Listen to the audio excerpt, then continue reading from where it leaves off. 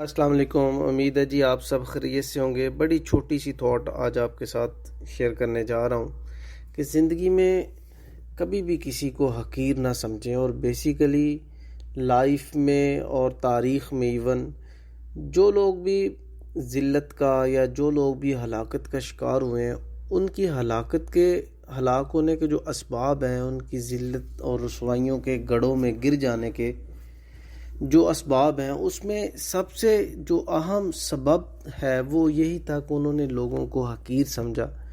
Islamic point of view से बात करते हैं तो आप देखें कि आलम अरब में जो ये क्या कहते हैं सरदार लोग थे, तो उनकी सबसे बड़ी रीज़न ये थी उस मैसेज को कबूल ना करने की। तो कि जो उस मैसेज के दाई लोग थे वो समझते थे ये ग़ुलाम हैं, ये हकीर हैं, इनकी बात को क्यों समझा जाए, ये छोटे लोग हैं, और ये सारी की सारी बातें। ठीक है, तो चूँकि इस्लाम जब शुरू हुआ है तो शुरू में कोई बहुत बड़े बड़े जो नाम थे, बड़े बड़े प्रोफाइल नहीं आए थे हुज़ूर सल्लल्लाहु अलैहि वसल्लम के साथ। तो आप कह लें कि मोस्टली जो लोग थे वो गरीब घरानों से थे, उनकी फ़िनांशियली पोजीशन इतनी बेटर नहीं थी। वो सरदार, शुरू में सरदार लोग चूँकि उनकी एंट्री कम हुई थी तो हुज़ूर सल्लल्लाहु अलैहि वसल्लम के साथ कमज़ोर लोग ज़्यादा थे।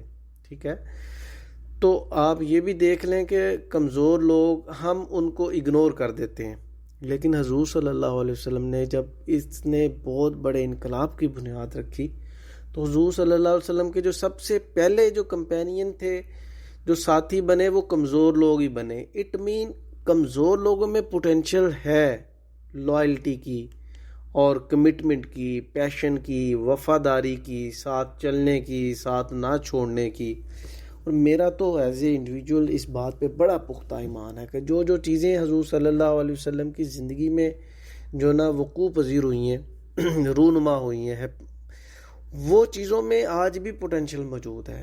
वो जो तरीके आपने इख्तियार किए, वो जिस तरह की कम्युनिटी की जो तरतीब, जिस तरतीब के साथ अटैच हुई, उस तरतीब में भी आज भी बरकत है, आज भी उसमें पोटेंशियल है। तो एनीवेज बात करने का मकसद ये था कि कभी किसी को हकीर ना समझें।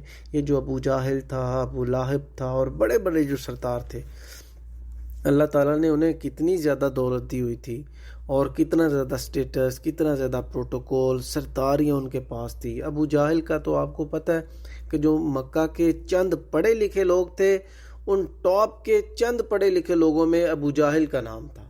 लेकिन जब उसने अपने मद्दे मुकाबल जो दावत हक़ के दाई थे उनको हकीर समझा, उन्हें छोटा समझा, तो अल्लाह ताला ने इस तरह उसे ज़िल्लत की वादियों में धकेल दिया कि वो सिर्फ उसे जाहिल ही नहीं कहा बल्कि उसे जाहलों का भी बाप कहा।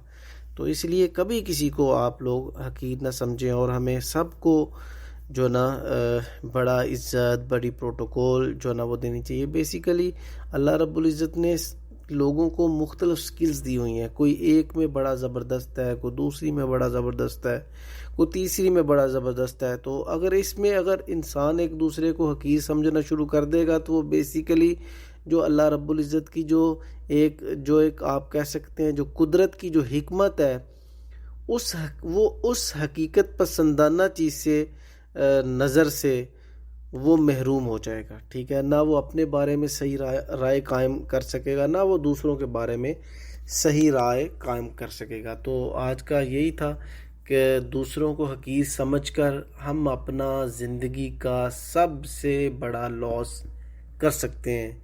जिस तरह अबू जाहल ने अपना लॉस किया, जिस तरह जो उस वक्त के सरदार थे उन्होंने अपना लॉस किया।